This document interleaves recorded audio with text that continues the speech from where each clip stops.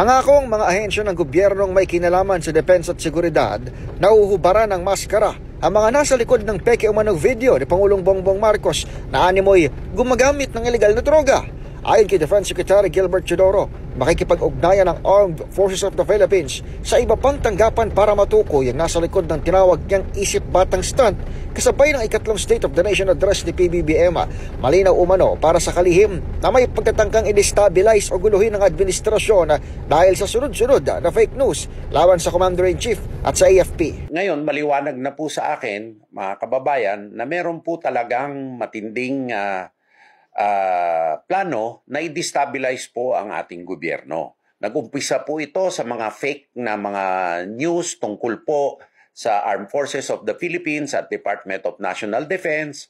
Tapos nagprogreso po ito sa di umano'y walkout na hindi naman po nangyari.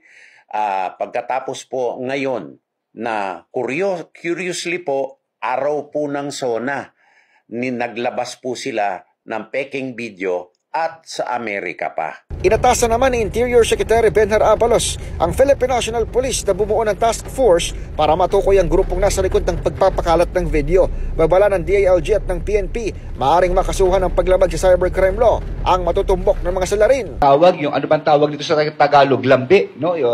Earlobe. Tignan nyo yung nasa kanan. Diyan pa lang makikita nyo.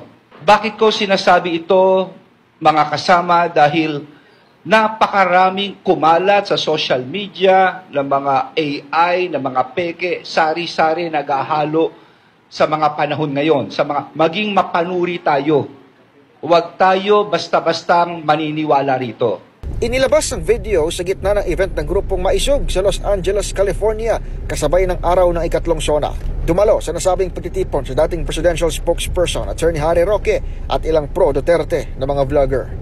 Para sa MBC TV Network News, ito si Edniel Parrosa. Nag-uulat, D0H.